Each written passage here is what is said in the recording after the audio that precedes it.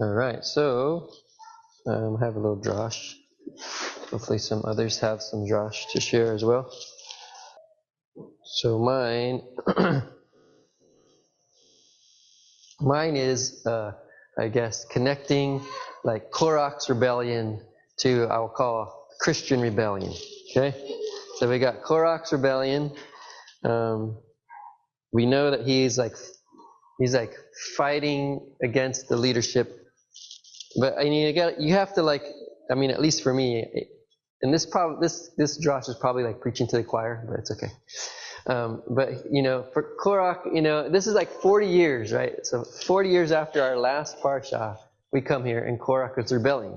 So just think of living in a wilderness for 40 years, the same leader, and you're eating manna every day, and I don't know. You could kind of see why Korach was a little bit upset, maybe, because he was thinking he was going to go to the promised land, and Hashem said no, but he didn't want to hear that, right? He didn't want to hear that. And then he's going to blame Moshe for Hashem's decision, right? So Korach, he starts rebelling, and he doesn't want to, listen to Moshe. And he says, when we read this earlier, he said, "You take too much upon yourselves for the entire congregation. All of them are holy, and the Lord is among them. So why do you raise yourselves above the Lord's assembly?" So he's saying like we're all we're all holy in Hashem's eyes. So why do you get this position of authority? And of course Moshe immediately bows prostrates himself and starts praying to Hashem to save this man, this group of people that are fighting against him essentially. And I think this spirit of Korach entered like the Christian church, and they not all Christians, but there is this idea of replacement theology, where that Christians are the new chosen people, and the chosen people, and the Jews are no longer chosen by Hashem. That's obviously that's wrong. We know that's wrong, right? We know that Hashem chose the Jews and said forever, right? So it's right there in the Torah multiple times. And here's one example, not the Torah. Well, it is probably in the Torah as well, but it's also in the prophets. And here's one of the prophets, Yirmiyahu. He says, "Thus saith the Lord, who established the sun for light by day, the laws of the moon and stars for light by night, who stirs up the sea into crashing waves, whose name is the Lord of hosts. If these laws should ever be annulled by me, declares Hashem, only then would the offspring of Israel cease to be a nation before me for all time." So it's reaffirming, if these laws of nature change, maybe then, the Jewish people will not be my people any longer. But, the laws of nature are still going on. So we know that the Jews are still God's chosen to bring the Torah and to teach the Torah and to be His priests here on earth, right? So just like Korach was fighting against God's chosen, I feel like there are some Christians that fight against Hashem's chosen.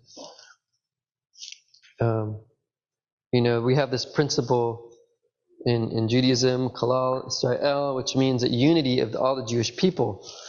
So, even though we're different, we have this unity.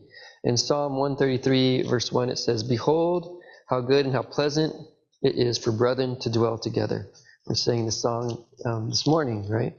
And so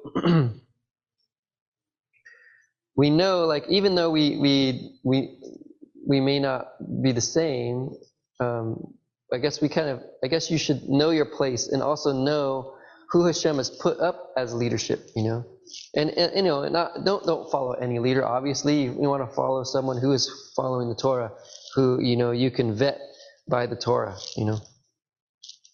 But if Hashem placed them in that position, don't try to usurp them from that position, I guess.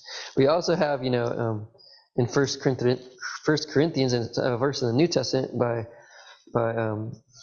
Apostle Shaul.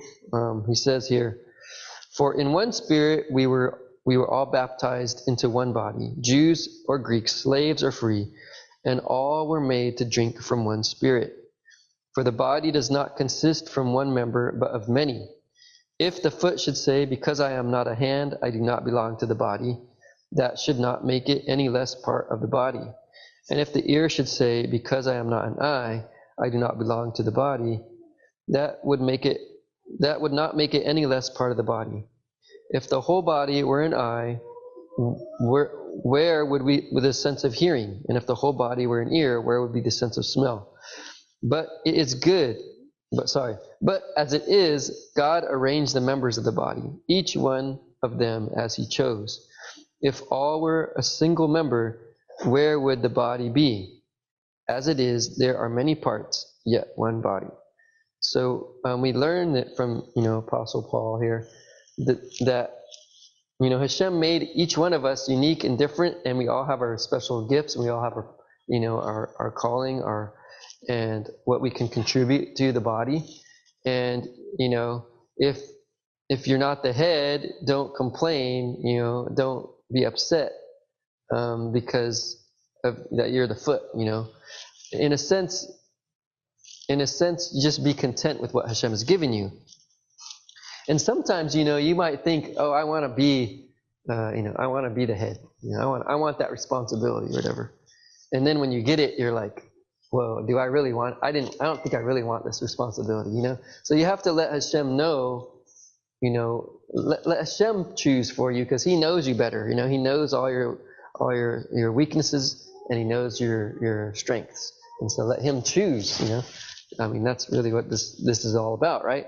So so Korach, he wanted to usurp, take position of authority here, and obviously Hashem didn't allow it to happen.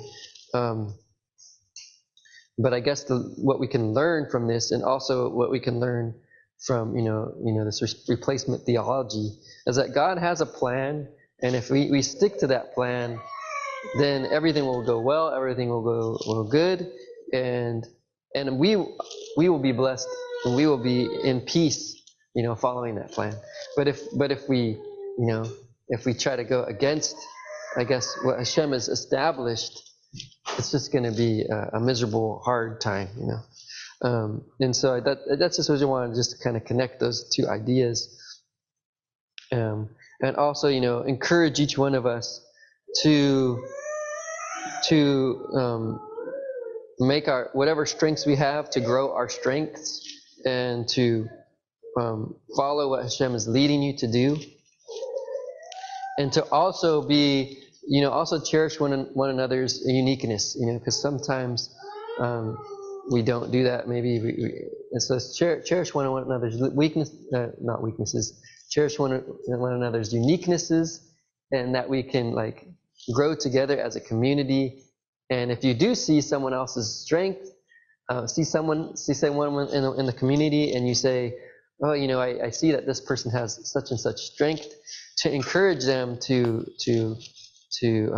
grow that and to share it with the community, and also be, I'm also going to say, apply, if you want to participate, if there's something that you want to do for our congregation, let me know. I can easily try to get you doing those kind of things. And if there's things you want to learn, come to you. We can try to get you to learn certain things, whatever is needed in our community. So that's my little drash about Korach.